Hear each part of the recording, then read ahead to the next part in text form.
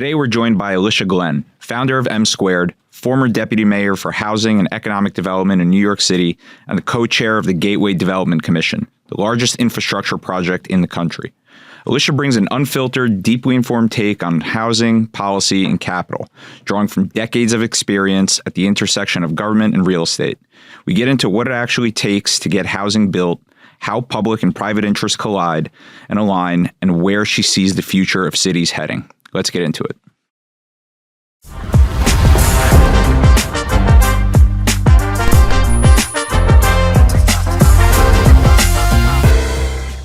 Thanks for coming on the show. This is great. And we know you're such a big fan of the No Cap podcast. So it's like definitely in my top 100. Yeah. That's great. That's so great to hear.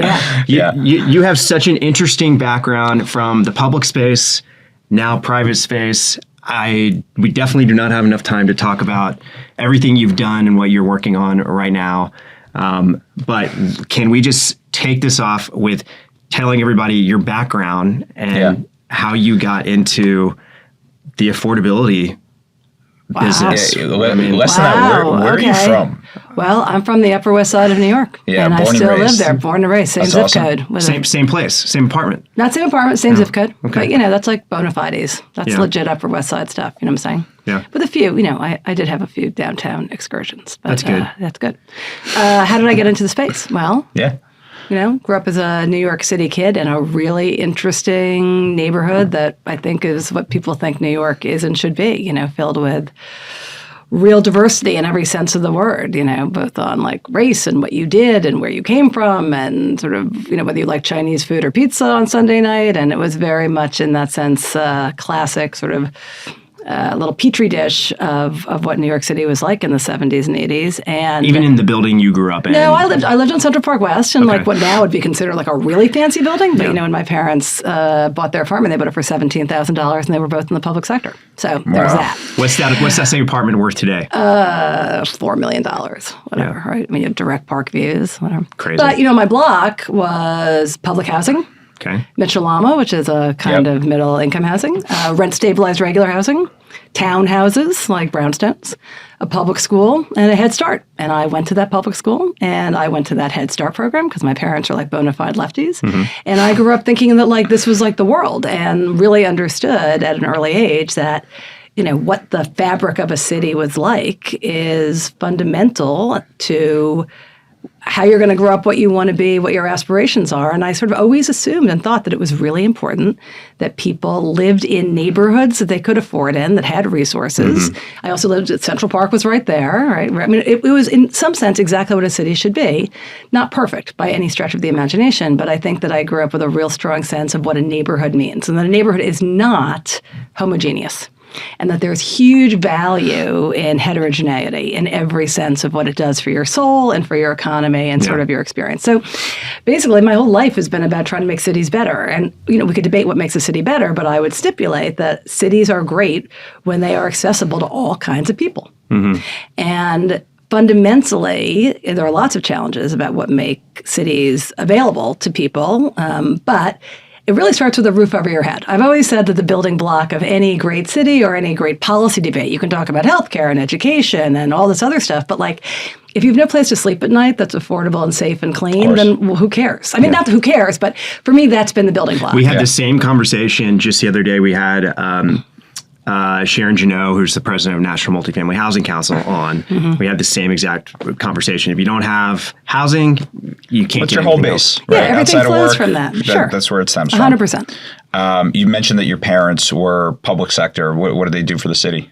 Also because I'm an Upper West Sider and everybody's been like married and remarried 150 times. So when I say my parents, I think of it as more of like a collective. Collectively speaking, my stepmother was the head of city planning. My stepmother ran Queens West. My father was the court counsel. My mother was a judge. Wow. My mother's second husband. Like, it just goes on and on and on. So you're literally cut from the cloth. I literally, until I got to high school, didn't even know what an investment banker was. I mean, when I went up working at Goldman Sachs, I was like, this is really, like, I have come a long way from, like, thinking that everybody worked All right, so let's get into that. Yeah. How did you end up, that was early in your career at Goldman Sachs, more or less? I'm a lot older than I look. What can I say? It wasn't that early in my career. Okay. Well, what did you do to get? I spent my early part of my career, actually right out of college, I worked in city government. Okay. Because I thought that was like sort of what you did. And right out of college, I worked for David Dinkins, who at the time was... that used to be the mayor. I know, it's okay. Yeah, it's crazy history. I did that. Then I went to law school. And then after law school, I worked at legal services. I wanted to really represent low-income folks and really be in the trenches. I did that for a while. And you always knew when you were in law school, you'd do something in public service. Well, yeah. I mean, I worked at fancy law firms. I went to a fancy law school. I was the only person in my class who went to the... in fact, it was so bad that at graduation, they printed on the program that I was going to Skadden Arps, even though I wasn't. I was going to Brooklyn Legal Services. They couldn't believe that anybody would actually go to Skadden or Cravath or whatever it was. I really felt, and I still feel, that like if you're a person of some privilege and have the opportunity to go to these fancy schools and have these skills, and I didn't have debt. I was very lucky. My grandparents paid for law school. That you have an obligation. A, you have an obligation to do work that matters. But B, it's so much more fun and more interesting. Anybody who sits at a law firm, like turning documents, you want to blow your brains out. I did that for 4 years. Yeah, it's the worst. You're putting stickies on things. Partners are yelling at you. The whole thing is so dumb and mind-numbing and soul-crushing. And I loved working at legal services. And to this day, that experience of actually sitting in housing court and or working with families and dealing with bureaucracy still informs my basic North Star about why I get out of bed every morning and do what I do. Because it's not just some hypothetical. These are real people, and these people deserve some respect, and we're a collective, and if we just stop thinking about the human beings who make this whole world work, we've really, really lost our way. Lev is simplifying the most tedious parts of commercial real estate financing by bringing it all into one single platform. Use Lev to find new lenders matched exactly to your deal specs, manage all stages of your pipeline, and maintain relationships with your network. With Lev, you can keep in touch with your network, plus connect with over 7,000 active lenders. They're also just launched the newest version of Lev Memo, which uses your uploaded information to generate OMs with the click of a button. See how easy debt financing can be and why Lev users are launching over $3 billion in deals every month. Get started on lev.com today. Okay, so what were you doing at Goldman? So then I long other thing, and I went to a law firm. So you were bleeding public service. Total champagne limousine liberal extraordinaire, but who actually puts their money where their mouth is and made $27,000 a year instead. Well, I want to hear how you go from Goldman to de Blasio. Right. So then I did all these other things, whatever. I worked for Giuliani. That's a whole other story. I worked in city government. I worked at these law firms. I represented banks and lenders and developers. Okay. That matters. And so I began to take a position that, like what I call the retail business, which is every time you help one family, there's just 10 more families out the door. And I wanted to go from retail to wholesale. And I'd come from a family of builders and systems change makers, whatever all this blah, blah, blah stuff is. I hate that. On that stuff. What's your theory of change? Here's my theory of change. Go fucking do something instead of asking what my theory of change is. I mean, really. I love it. So my theory of change was, okay, if you're going to be in it, let's go in it. Learn something about finance, learn how real estate works, learn who the players are. You can throw stones and be a lefty your whole life, or you can also try to be like an inside player. And I really enjoyed that, and I learned a lot. I went to work in city government. I ran all the development programs for the city of New York, which was very exciting at a very young age. I was like in my early 30s. Another reason why you should never go work on the private sector. You should always work in the public sector because you're in the game at a really young age. A lot sooner. Yeah. Oh my God. Like I had like a $25 billion balance. I mean, the whole thing was crazy. It was so fun. I did doc review for 2 years. Yeah, see what I'm saying? You should have been working in the supportive housing division of HPD in the Giuliani administration. So this was in the Giuliani administration at this point. Okay. So, and then Bloomberg won. And I had been working at the time, thinking the Democratic candidate was going to win. And I was like all teed up to like go be the housing commissioner or whatever, because I was going to go, because I was come from an Upper West Side Democratic family. Wake up, this guy Bloomberg's won. I was like, oh, whoa, what's going on? Spent some time with the Bloomberg people figuring out whether or not there was a role for me there. They wound up reappointing, actually, the Giuliani housing commissioner. Weird quirk.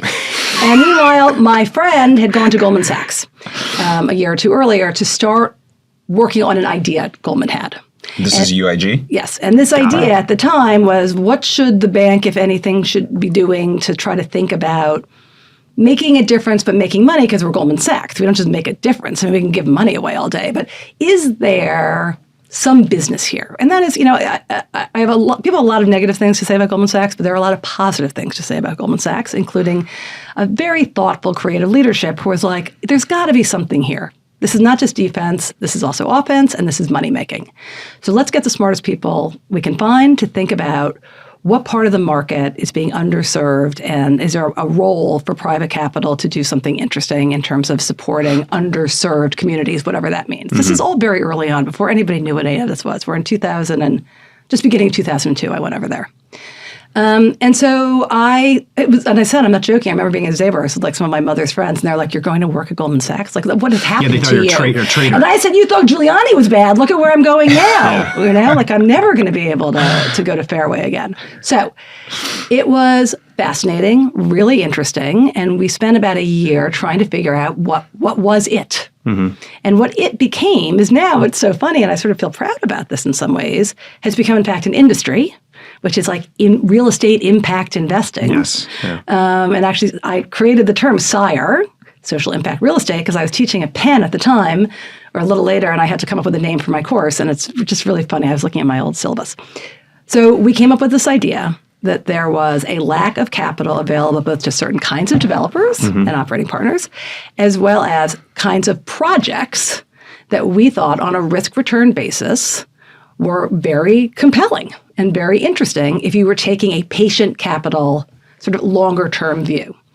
And I was lucky enough to be a balance sheet investor. And this is what's really important. You guys got this, right? I wasn't running a fund. I was a balance sheet investor. Big difference. Big difference. Think of it as like being a big family, right? Like if you're in one of the families, you can do this forever. If you're a fund manager, there's other issues. I'm sure we'll get to that.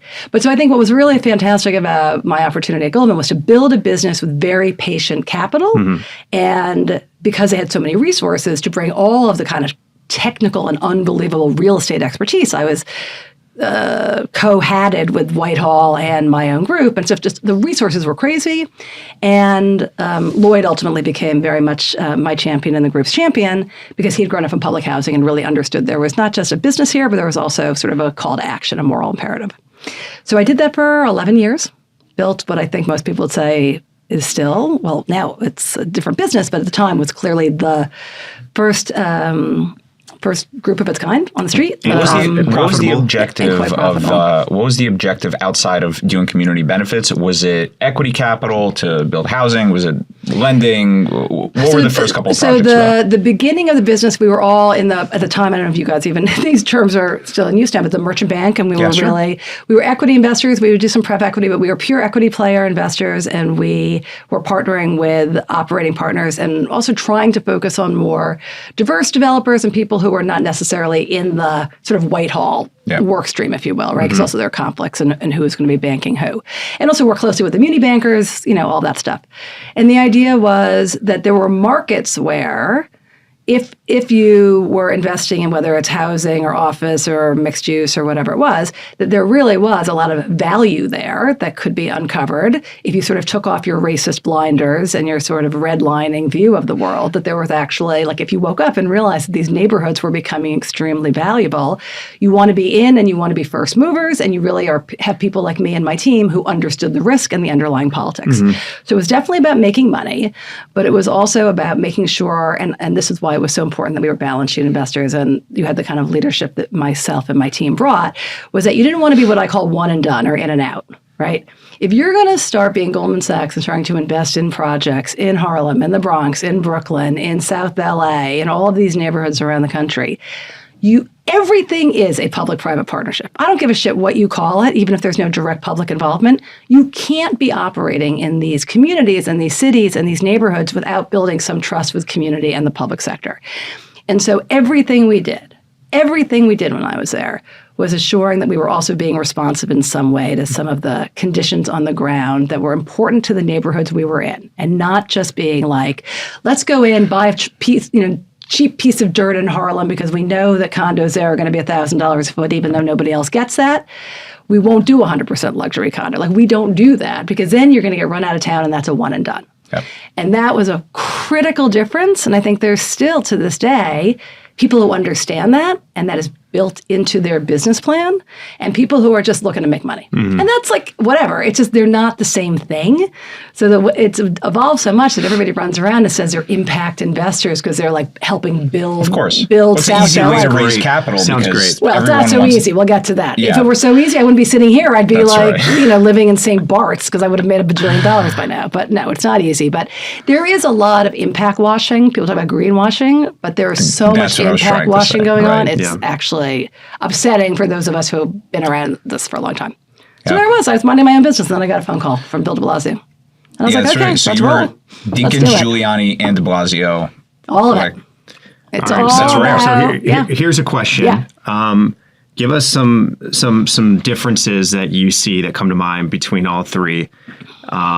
Their operating style, how it was to work with Mayors? them. Yes. and how it shaped you. Well, I was very young in Dinkins, so I knew them well. Dinkins is like what we call like a gentleman mayor. Sort of like likes to play tennis, go to the opera, hire people, and in a good way, sort of swan around and be like the nice guy. Sort of like Bill Giuliani was again. There's like the original Giuliani, and then there's original like Giuliani. It's kinda weird now off for the some- deep end, different like roles. Yeah. invasion of body people couldn't snatcher. stop like putting him in movies and saying, "You're the mayor, we love you." Yeah. Everybody loved him, but I feel like that's like that's a story of New York politicians. Yeah, although I People think loved Cuomo during COVID. yeah, well, we'll get to. I think it's fair to say that like it was invasion of the body snatchers. Like the Giuliani that's all related to all the crazy Yeah. Trump stuff is like not. Trust me, he was already had sort of like dictatorial tendencies. Yeah. But he was sort of the opposite. He's a very hands-on. I'm smarter than everybody. Obsessive about 2 or 3 things. And just maniacally. They used to say you're either on agenda or off agenda. Like they were very clear. For with those that that don't know, like Giuliani was really, he's given credit for turning the crime around in the city, whether it was at some cost. yeah. right, and Not everybody necessarily agreed with how he did it, but well, yes, it to an happened. extent. So there's that. Anyway, so you went from him, Cycles, and yeah, then, life is cycles, and then de Goldman, Blasio. and then I worked for de Blasio for 5.5 years.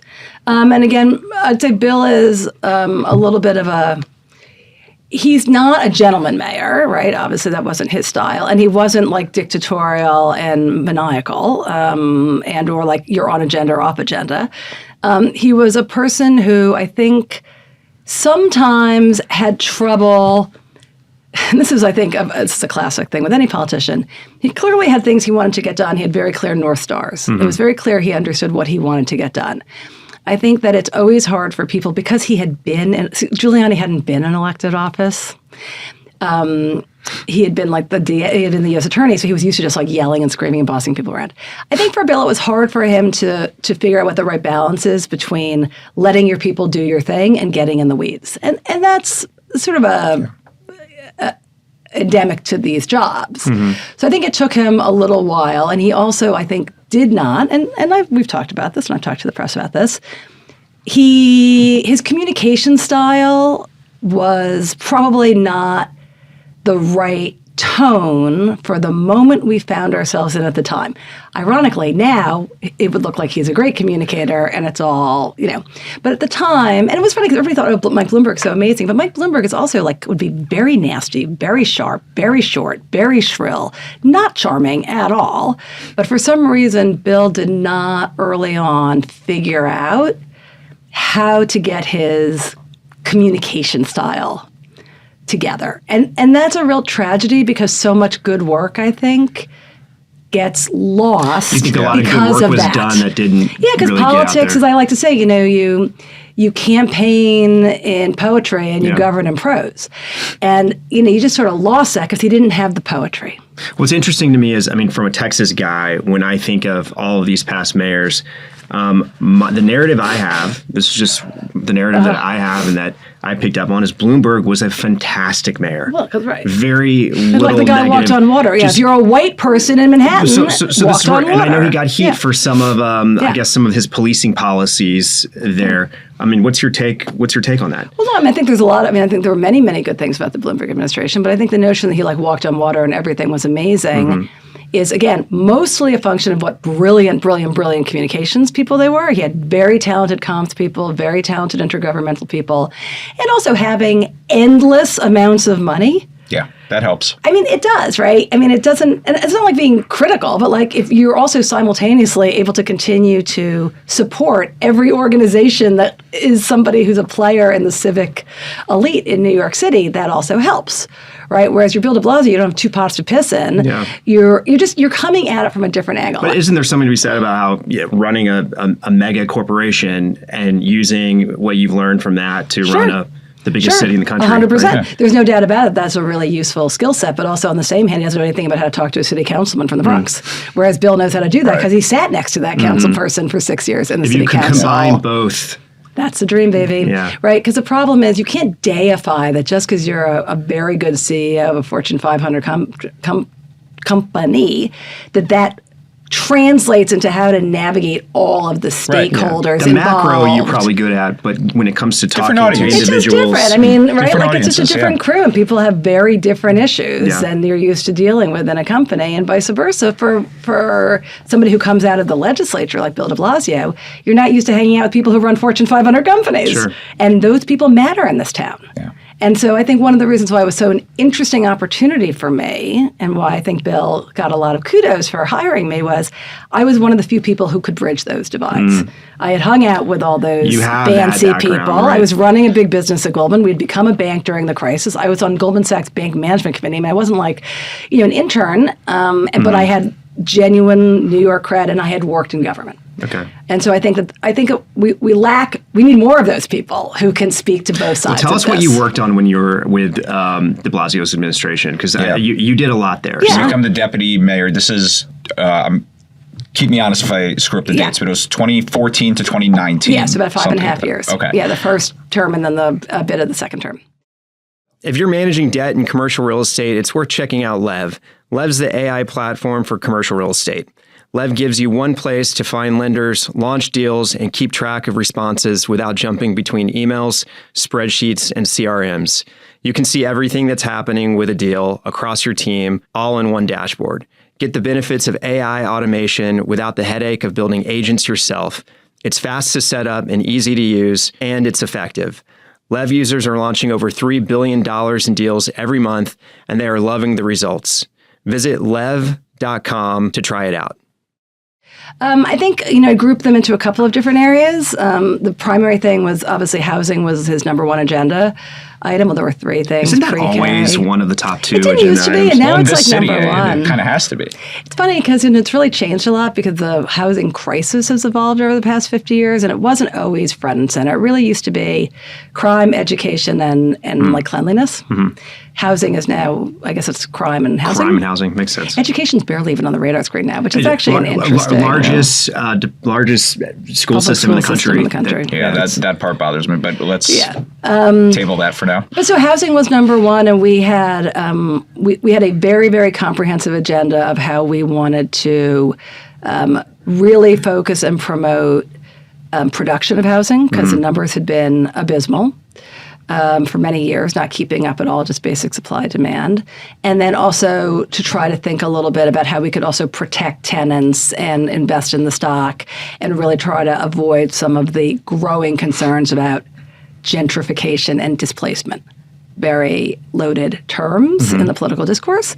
But certainly in the Bloomberg era, whether it's true or not, the perception was that there was a lot of displacement and change in neighborhoods that was really not inuring to the benefit of those communities. And we needed to sort of change that relationship between communities and City Hall and see that growth, my job, I saw as trying to reestablish the narrative to say, you can be pro-growth and it doesn't mean that you're going to lose your house. Yeah, gentrify but preserve affordability. Yeah, and how do you do that? And so it's one of our signature things was, in return for growth, we're going to mandate and require affordability. So we went from what had been a more voluntary and incentive-based framework to a mandatory framework. And there were many, many people in the real estate industry who were like, that's it, you're ruining, it's over, you're the worst, I hate you.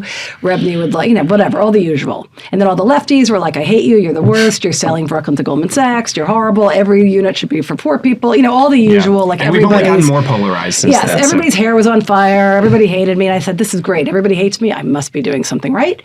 And in fact, I hate to say it, I was 100% right.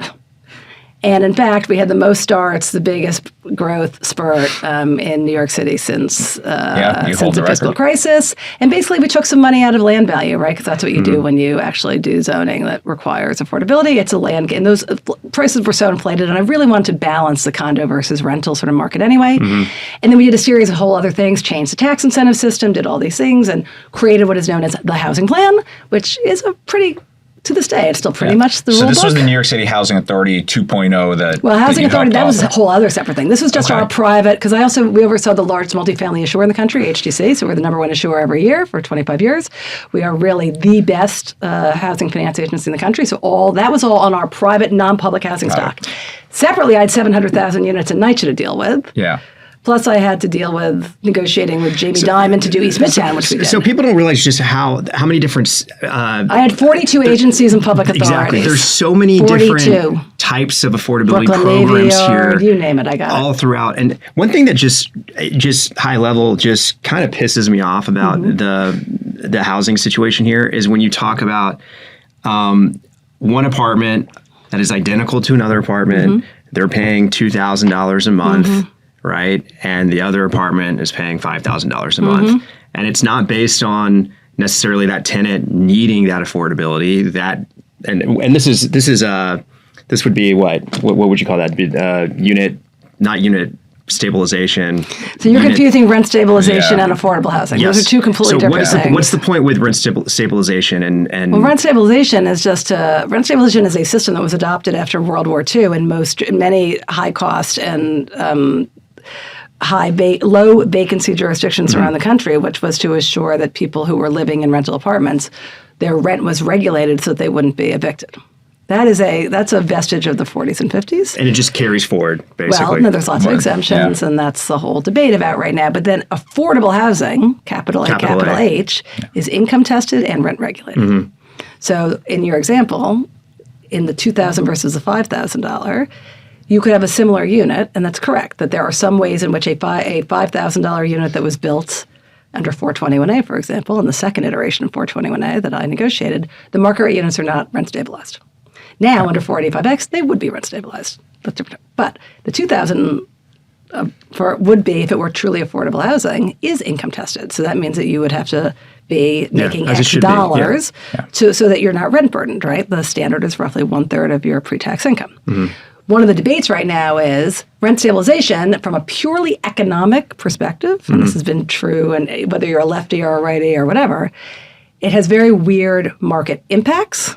It is a very inefficient way to deal with the housing crisis, but it's the political third rail. So we can talk about it till the cows come home, but we're going to have rent regulation. The question is, how do we improve the current system, which went sideways right after I left? Not because of me, but the Cuomo, and this is something that everybody would acknowledge, for political reasons, decided to make some changes to rent stabilization that really screwed his friends in the real estate industry. And we are now seeing some of the ramifications of that. And so we do need to fix the rent stabilization systems to allow those buildings to be in good shape and people to make some kind of return on their equity. To allow them to go closer to market or somehow. Well, or not even go closer to market. Just get the money that they need to... Yeah, right now expenses are more than NOI. It's just an NOI issue. So tax incentives or what have you. Well, there's lots of techniques. Can I ask you, because you're very objective between all administrations, I mean that candidly. Yeah. Do you think New York's rent stabilization program, the whole system itself, is at a point yet where it's like too many bandages on this wounded animal and it's time to get a new dog? That's what's going through my head. It's at what point do you throw out the system and start a new one, or is it still repairable? It's politics. I mean, that's like the question of anything, right? Like right now, the fundamental question, the reason why we have tax exemption programs, for example, is because our property tax system is totally messed up, right? You guys are in the commercial real estate industry. Our tax system makes no sense from a mathematical or an equitable distribution sense, right? Why do fancy townhouses in Brooklyn pay 1/100th of what a rental building in the Bronx pays? Because of the tax system. Everybody knows the tax system has to be fixed, but there are winners and losers in that. So that's just politics. Same as rent stabilization. There is no world in which, given that there are, I believe, something like, and we can fact check me, 1 million rent regulated units in New York City, and those people vote, and they vote a lot. There is no world in which a legislature or a governor is going to, quote, get rid of rent stabilization. So you can either be like, let's blow the whole thing up because it doesn't make any sense when I'm sitting in grad school and I realize that like there's, negative externalities to rent regulation. So what? Who cares? It's like real life on the ground politics. So my personal mission right now, amongst many, is to try to make some common sense changes to rent stabilization that will help protect really vulnerable tenants, maintain buildings, which many of these buildings have a ton of public investment in them. So just like as a person who used to manage a big balance sheet for the city, you don't want to see a deteriorating asset. And the cost of replacement is insane. So it's like good politics and policy to figure out how to bridge the help gap there without enriching bad landlords who sucked a lot of money out of these buildings and some of these terrible private equity funds who just put these in opportunistic funds and just sucked every dime out of the buildings. Those people I could care less about. I care about the people who live there, and I care about making sure there's a viable business model going forward. So I think we should get into some other stuff, but give us an example of what a business model like that looks like. I know there's a million different creative structures. I'm not in the acquisition business per se. I mean, my funds, we did buy the biggest, I say I'm not in the acquisition business. We did buy the biggest residential building in New York at the end of 2024. Okay, is this the Inwood project? No, that's a development project, which is also a really cool project. But that's what we generally focus on, and my business today is really about building new mixed income housing that kind of breaks the model of what residential development in the United States has been. And that's across the country. And that's across the country because basically the model has been market rate housing and affordable housing, financed separately, really perpetuating economic segregation, and also putting a lot of strain on the public sector to continue to feed the affordable housing stock. I really believe both as a social matter and as an economic matter that more mixed income models are the way in which we're going to build long-term successful neighborhoods and cities. Yeah, and we're seeing that more in Texas even now too. And that's why I was so excited. One of the reasons why I started my company was I want to take a lot of the stuff I've learned in New York and stuff I did when I was in UIG early on, and we've refined these and really try to go preach to the choir in places where the choir might not be that interested. But one of the things that's so cool, and I always say this to everybody, is like, it's not so much red-blue, although that stuff obviously comes into play. If you're a mayor or a council person or a city manager, at the end of the day, you're the person people are complaining to. I always say this to everybody. You can hate Donald Trump, you can hate Joe Biden. At the end of the day, right, you're like the poor schmuck who's the city manager of Austin or Dallas, and you have people going, what is happening in my neighborhood? Why is there no place to live? Why is the rent going up 100% year over year? So if you are a local or county or whatever you want to call it, depending on the jurisdiction, having people come to you and say, look, there is a different way to do this. You don't have to rely completely on deeply subsidized low-income housing, which sometimes doesn't have great outcomes for the families, often doesn't, unfortunately, and B, requires you to rely on all this subsidy. And by the way, newsflash, Washington's not that interested, or the Texas state legislature isn't so interested in helping poor people.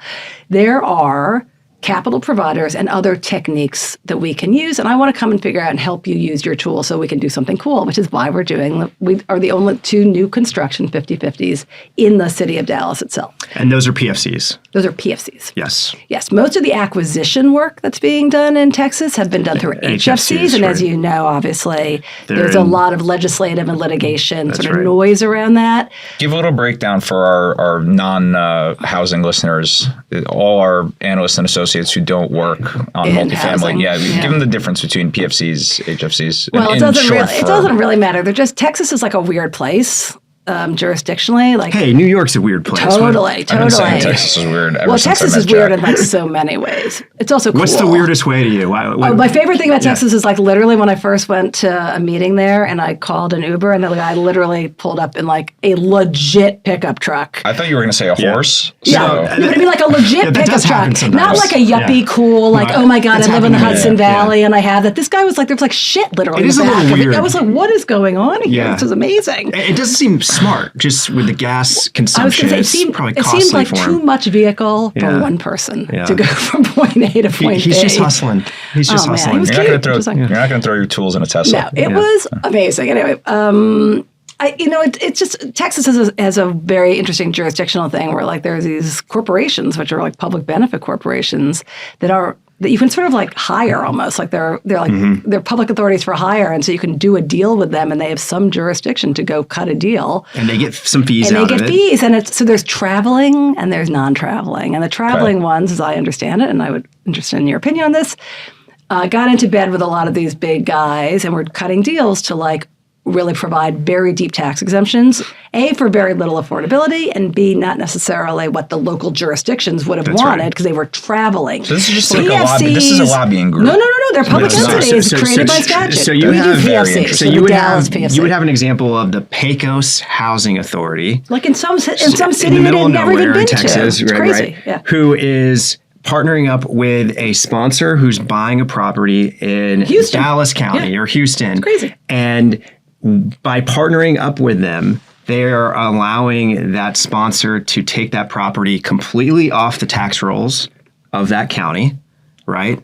And in return, they're supposed to provide some affordability requirements. So is this a way to move money around? This is a way to create affordability, and it basically sort of got taken advantage of. Yeah. But what would happen is you would have a requirement that say, 50% of the units at this new property that nobody was monitoring have to be it, or 80% AMI restricted. But and the legislature units got are already there. This. There was a lot of the units were already they were already well below market anyway, and so they were getting over subsidized. This is a problem in look at all of this stuff. The rubber hits the road and how well you execute the idea and whether there's transparency, accountability, and it's not really their fault, right? I mean, it's not like they were set up to do it, which is right. I mean, you can't blame them, but it is sort of like I don't know who came up with it. Like I'm sure it must have been some Republican governor or something in Austin. I'm just guessing. No way in Texas. But I mean, but the point is using your tax authority, your local tax authority, to actually create affordable housing, what I call off budget. Is a very effective tool, especially when there's not a lot of money coming in. So in Dallas, the two deals we're doing, both of those projects are 50% affordable for 75 years at income levels that are well below what the current market rates are. These are Class A properties. There are no other Class A properties in the city of Dallas. Everybody has access to the same amenities. And do you recall that 40% AMI, 80% AMI? Well, so the first one is all at or below 80. The second one is of the 50%, 2/3 are at 80 and 1/3 is at 50 or 60. I'd have to fact check. Okay. And they get a piece of the ups. They get a piece of the NOI when we hit a hurdle. So the PFC actually in Dallas, I think, is run by pretty good people, and they're cutting pretty good deals because also they're demonstrating that this is a segment of the population that is not being served by the market in Dallas and certainly isn't living in Class A property. A lot of these deals in the middle of nowhere are also like Class C schlock, and it's not okay. Yeah, one of the problems about Dallas that I've noticed, and the other markets too, is there is a housing crisis, no doubt. But you would think that it wouldn't be quite as bad because there's so much new product coming online, right? We've been, particularly in the Sun Belt, particularly in Dallas, so many new properties under construction. But they're really targeting a different niche of tenants, right? These new projects that are coming online are targeting people who are in, white collar jobs and, doing okay for themselves. Yeah, they're building to the market because that's what you would do. And why wouldn't you? That's your job. So in order to sort of balance or try to, sort of put your thumb on the scale so that you don't just produce pure market, right? Because in capitalism, you would just, highest return on equity. Right. You have to have some ability to try to, it's never going to be a 1-for-1, but I've always argued that on a risk return basis, my investors are actually in a better position because I'd rather make a 12 or a 13 on one of my deals and try to do a market rate deal at 18, and then I get screwed when you have a vacancy issue, right? If you just look at all the traditional metrics, right, and you look at your NOI, your turnover, all the sort of, let's talk real estate for a minute. Generally speaking, and during the crises, right, you had way less defaults. Fannie and Freddie I have such amazing good long-term debt pieces. I have a much better whack on my capital stack because of all these pieces. So one of the things that's really interesting about mixed income housing and mixed use products, because we also do a lot of commercial and community facility, you're putting together a deal. It's more complicated, but at the end of the day, again, I think when you look at the risk return profile, investors should be getting more and more comfortable with that. Yeah. You're always going to have the debate with people, which is like, why would you put affordable when you could charge twice as much for a market? And that's a conversation. And not everybody's going to want to do that, but some people are. And I think in a diversified portfolio, investors are increasingly understanding that having some hedge against pure market rate risk is good. And being in pure play affordable has its own dramas, and the returns are low.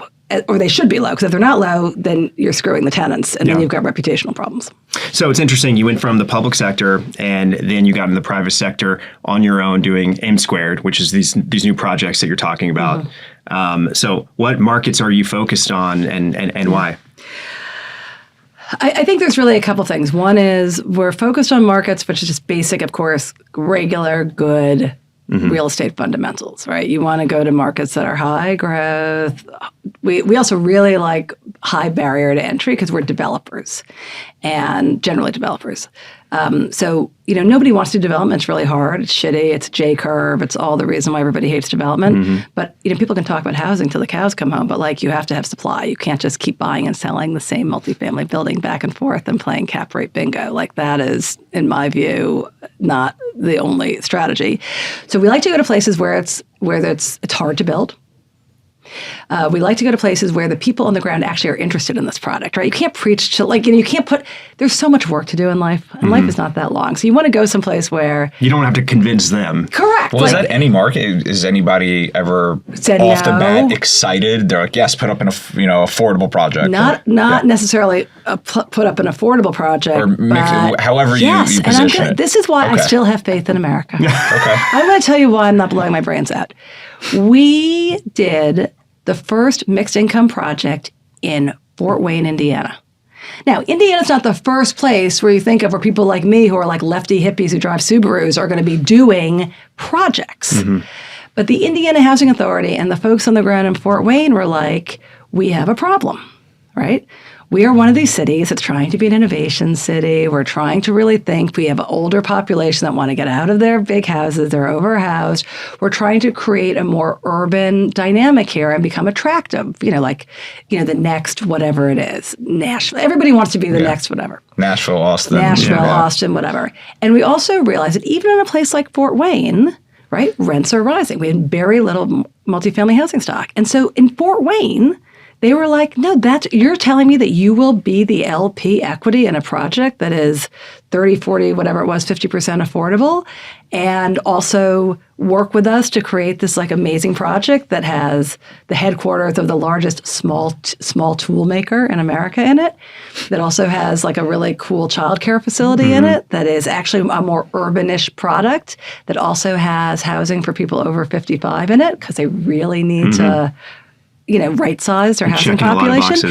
And again, obviously Indiana is sort of the home of some pretty red folk, right? Yeah. But again, at the end of the day, you're trying to build great communities. And I don't know that many people, even if your politics are very to the right, who don't actually want their community and their city to be cooler and better, right? So that was really interesting to me. So I remember thinking, are we going to waste a lot of time talking to these guys in Indiana? Because once they realize I worked for Bill de Blasio or whatever, it's going to be game over. She's a commie, whatever. But at the end of the day, it's really about listening to what the needs are and sort of, it's not a widget. Yeah. You know what? It's not a widget. And that's also raises questions about scalability. Because if you're not doing a widget, these deals are hard. They're long. They're complicated. Yeah. So we're doing these deals in Dallas. We're in Fort Wayne. I think LA is a really interesting market, particularly after the fires, right? The whole idea of where are we going to build multifamily housing in LA? What are they doing there from an environmental perspective to really think about keeping LA a growing city? And I think that they are increasingly, and they're doing a lot of work around increasing density, more multifamily, thinking about mixed income. They're definitely pushing the zoning agendas, but it's a little surprising to see that nothing in the Palisades has been rebuilt. Correct. Not a single house. A lot of land's being bought. I would assume there's speculators and people who are much smarter than I are going to try to figure out whether that's a good idea. But as a former sort of city official, you could make a real, and we grappled with this after Sandy in New York, right? Do you retreat or do you keep going? Do you rebuild? I mean, I feel deeply for my counterparts in LA and California in general, because those climate events are really beginning the rubber is hitting the road for quote unquote regular people. This isn't like some hypothetical about Greta what's her face on, protesting. Like your friends and family are now seeing the impacts of climate change, and that is real estate at its like most fundamental, right? When your house gets burned down. The news is important, but if you're a busy real estate professional like me, you don't have time to skim through dozens of dry and ad-filled media outlets each day. That's why I read the CRE Daily. It's a free email newsletter that cuts through the clutter and delivers concise, witty commentary on the latest trends and transactions in commercial real estate. If you're a commercial real estate professional, you owe it to yourself to try it out and stay on top of what's happening in the industry. It's only 5 minutes a day. Visit credaily.com to sign up for free. Well, let's talk about Sandy, because Sandy really did a number on New York City. Mm-hmm.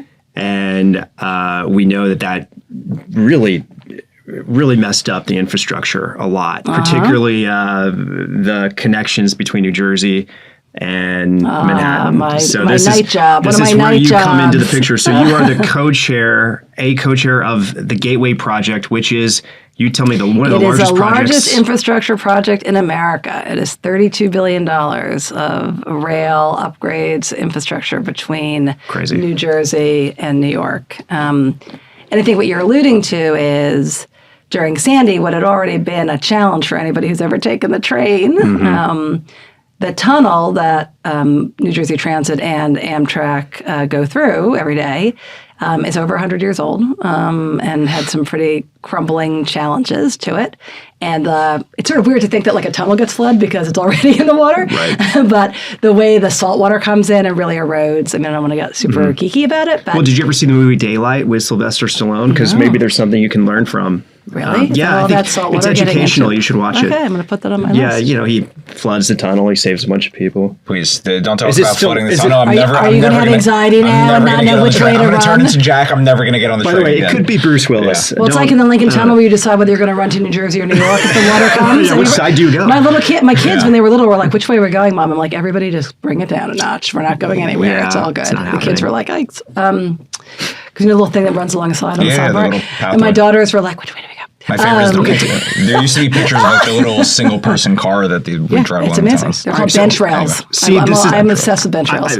We're fascinated by this stuff. I mean, it'd be cool if you want to give us a tour. Yeah. Well, if the tunnel project, so it's a big project, and the idea ultimately is to have. So we're building another tunnel. So we have a 2-track system, and really, we are one might argue, the epicenter of the global economy, and the idea that 20% of the GDP is in this region, and you could actually shut down a significant part of our commerce because the tunnel goes down because of another incident like Sandy is totally unacceptable. I mean, our infrastructure policy, that's a whole other topic. Right. That said, finally, after many, many, many, many years of stops and starts, and infrastructure is the least sexy thing for politicians to do because by the time it gets done, they're out of office, right? And what do politicians like? Ribbon cuttings. They don't mind a groundbreaking, but a ribbon cutting's a lot better. So it is really hard to get people excited about infrastructure. That said, and I do give Chuck Schumer a huge amount of credit for this. He's been maniacal, in a good way, Chuck, on this. And then we got lucky after many stops and starts. Amtrak Joe is the president, blah, blah, blah, blah, blah. And so we finally got it all financed. Yeah. Okay. And we've procured a huge amount of the work, the ground stabilization work, the stuff. So we are in the process of building this enormous tunnel, and at the end of the day, we'll have a 4-track system. So right now, there's already 2 tracks. Capacity, sustainability, reliability. In the old tunnel, which is over 100 years old, and now we are building. We're going to go get we're building a custom-made TBM tunnel boring machine. Company. Tunnel boring machines. But have you employed Musk Boring Company? No, we have not, although I certainly, when I was deputy mayor, was invited to go onto his spaceship to see how quickly he could do it. For another time over a drink. That's really martini discussion. We're taking there's so much to unpack. So it's really cool. It's really important. And it's threatened, but we're going to get it done. When do you think it gets done by? Well, technically. This is in New York, so at least 40 years. It's supposed to be done in 37. I'm going to get it done by 36. All right. Right on. And are you co-chair throughout, as long as you want to be co-chair? How does that work? I would like to make myself in charge of everything all the time, but no, I have a term, but unless the governor chooses to replace me, I will probably stay on for another 3 or 4 years. Check up on the actual work yourself ever? Like just you want to see my wetsuit? Yeah. It's awesome. Are you kidding or being serious? Because I would believe you. I don't think she's kidding. After talking to you, I totally believe you. Look at this. Do you not see this in my wetsuit? Going out with like my little hammer and nails to go check on my thing. I saw someone swimming out there the other day. 100%. There are crazy people like swim around the island. Wild. Yeah. Okay. There's so much. Okay. What's the point of this, guys? Yeah. Can we ask one more? Question? Because this is the fun question. That's almost like, what's your credit score and who'd you vote for? Mondami's likely going to be mayor, so it seems. Yes. What's your take on that? What's the impact of housing? You don't have to give us your take as much as the impact on housing. Yeah, I would like your take. Okay. Well, I mean, my take is, I just read the polls like everybody else. Grew up on the Upper West Side. Now, he's somebody said to me, "Aren't you terrified of Mondami?" I'm like, he went to Bowdoin. Have you ever met anybody scary from Bowdoin? I'm like, Jesus, everybody needs to bring it down. Yeah, because of your objectivity in the way that you think about all these administrations, I am the most curious about your opinion because I know it'll be logic-based for the most part. Well, it is logic-based. I mean, I think, look, as I said, every mayor comes with their own set of flaws and strengths. I think if Zoran wins, I think there's a couple of really exciting things about it. First of all, I think that it represents a massive generational change. I think one of the great things about New York has been what we call the permanent government and the usual suspects. And I myself am an honorary member of the usual suspects and the civic elite. Whatever, the elite sounds like pretentious, but the permanent government and people who spend a lot of their time. I'm the chair of Governor's Island. I'm running around. I mean, I do all this stuff. I spent my life working on this. That said, I have a 5 in front of my age. And I think it's really important that younger people, the city has changed dramatically over the past 25 years, and yet the power structure has remained the same, more or less. Even in the private sector, it's basically the same suspects, more or less. People live longer, they're holding on to power longer, et cetera. So first thing I would say is I think he represents a really exciting moment of change. And I think if cities don't change, they don't move forward and they don't get better. I really do believe that. New York City, 300 years, there's been a ton of change. It's been really tumultuous. It's been scary. It's been, really dynamic. And I think that there's been a feeling that a lot of people in the sort of institutional ruling class, or whatever you want to call them, have kind of been ignoring some fundamentals that are real.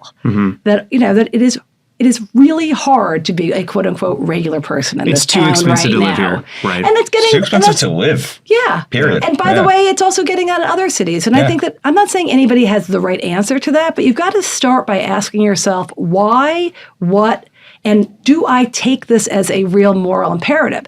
Not. And shouldn't I, as a person who wants to lead the city of New York, take that seriously and have some empathy and some strategies to at least try to figure out what that means? And I think that people feel that the political usual suspects have become more distant, more elite, more clueless, less empathetic, that our city is really frayed, that the social fabric is frayed. The underlying demographics are very different. Upper West Side, Upper East Siders, elites are not the dominant players anymore. And I think that there's something exciting about that kind of shift.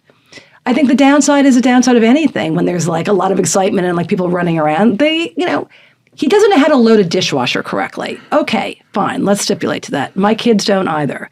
But my daughter is really, really, really, really smart. And she has a lot of really good ideas. And she's also smart enough to know that she can call her mother and her mother's friends, right? She worked for a congressman. She ran a lot of camps. She's a very smart kid. And I always think, oh, this is fun. They all know each other from the Upper West Side and Bronx Science. So I think that what I think is one of the biggest fears that people have is that because he doesn't really have a lot of experience, and this is a big step up. He's a young guy. It's a big step up, right? It's like being from, I don't know, baseball, right analogy, right? Like you're in the AAA and then you're suddenly in the World Series. That's a lot. You didn't spend a lot of time at the regular A-leagues. I do think in the time I've spent with him, I do think he does understand that in order to do this, it's going to have to be a blend of the old and the new. It's not like he's just going to go in there and blow everything up and not take counsel and hopefully hire people who have also been around. But I do like that idea of trying to shake it up a little bit. For housing, I think it's going to have a couple things. Number one, he's going to make housing one of his 2 or 3 things. As somebody who's in real estate, I think we all know that housing is like a serious issue. I think that the commercial issues are way less front and center right now. Everything I said was right. The commercial market's going to be fine over time. Be a little dislocation, but it's basically going to be fine. Housing is the number one issue. Making that's just important in and of itself. I do think, and there's going to be some real debates about whether or not he's going to use his political capital correctly to try to take on some of the things that are not going to make him that popular with his base. Right? His base, the freeze the rent base, are going to be very against what I and others are counseling him to do, which is to also figure out how to fix some of these rent stabilization problems so that owners can actually increase their NOI to keep up with expenses. Right. So he's going to have to get that balance right of how he plays to his base, but also says to his base, we also need to understand, and now we're actually in charge, the much more nuanced, complex issues here of how we're going to solve this problem. I think he's pro-growth. I think he is very excited to continue to do really smart rezonings and upzonings. I think he's developing relationships with smart finance people and some more thoughtful, progressive real estate people who do have a longer run, like a longer vision for the city. And I think it's going to be exciting. I think it's going to be bumpy because, look, at the end of the day, the first 100 days are going to be figuring out where the bathroom is, dealing with all the issues, and then having Donald Trump threatening to put tanks in your. I mean, it's not going to be easy, and it wouldn't be easy for any new mayor in this climate. But I am pretty excited about the excitement I see in the next generation of New Yorkers. And I do think challenging the status quo at a time when the status quo is seriously not working for the vast majority of New Yorkers is an important thing. Well, it's a positive way of looking at it. And I certainly hope it works out for the better. Sure, we all do. Well surmised. Yeah, we loved having you on. You have so much knowledge about so many different things. So we'll have to. We had a really fun intro when you came in. You're like a whirlwind. But, I realize that you guys didn't get to tell me what you think about everything. But I don't know. We don't matter. Okay, right. That'll be part of the martini department. That's fine. Okay, guys, it's been fun. But we'd love to have you on again because there's a lot more to talk about, and we will have a new mayor at that point. So let's see what holds true. You've been right once, at least. Let's see. Let's hope.